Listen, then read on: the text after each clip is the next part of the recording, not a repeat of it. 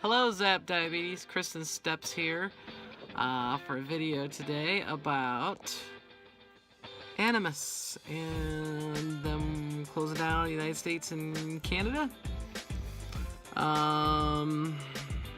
Good news for the company Medtronic. It's kind of bad news in a way to diabetics or type 1 diabetics or insulin pump using diabetics because it means less competition, and Medtronic doesn't really have too much competition. Animas is really the closest kind of pump to what Medtronic currently does, I feel. They had the Vibe, the Dexcom, which is a really good CGM.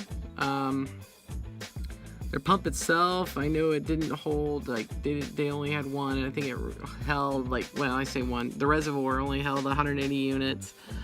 I've looked at one before, I ended up using it. I think hands down, Medtronic had always beaten them in the aspect of the pump. Maybe not so much CGM, but Animas never really made never really. They didn't make a CGM, so they used Dexcom, which is considered the best CGM on the market, even right now. I haven't obviously tried the new Sensor 3s, so I don't know. I mean, I currently don't even have a CGM because I'm waiting on that, and we've talked about that being delayed several times. But yeah, it's when you have less competition, there's less opportunities. Like, you got cable, and say you have cable internet, and there's only one option. They can charge you whatever they want, and you're stuck with it. I think with insulin pumps, it causes for potential less innovation, and the potential to eventually charge more and more too. I mean, if you really think about it, plastic tubing and plastic reservoirs cost a lot. They're plastic, but they can charge a lot because it's a niche item for medical needs. And I don't know enough to know what the costs are versus the profits and all that, but I can tell it's there. But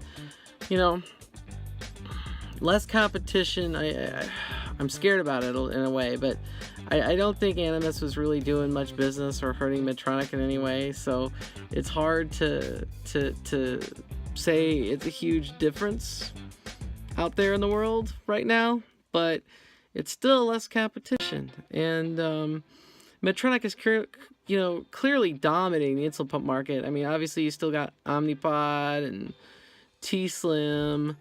I think I've met one person that's used a T-Slim.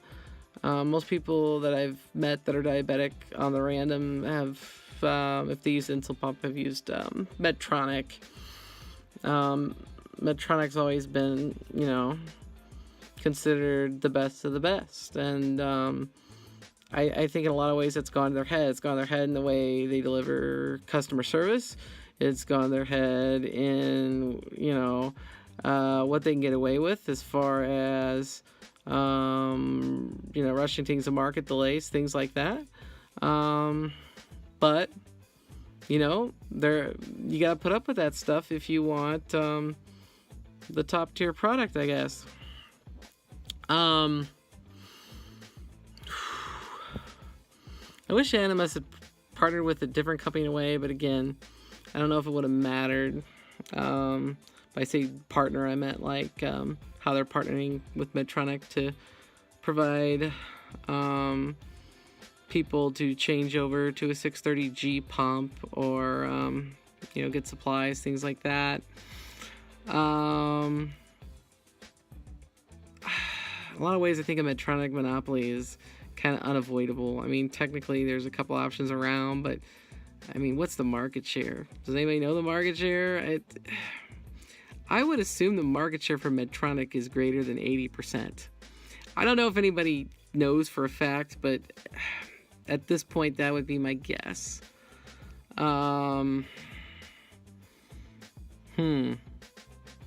Yeah, you know, and I'm sorry if anybody uses a T-Slim, they love it. I'm sure it's a great product. I haven't used it. It's just I haven't seen too many people use it. I don't think it's the size of Medtronic. So let me know your thoughts and opinions on the Animas stopping making pumps in the United States and Canada.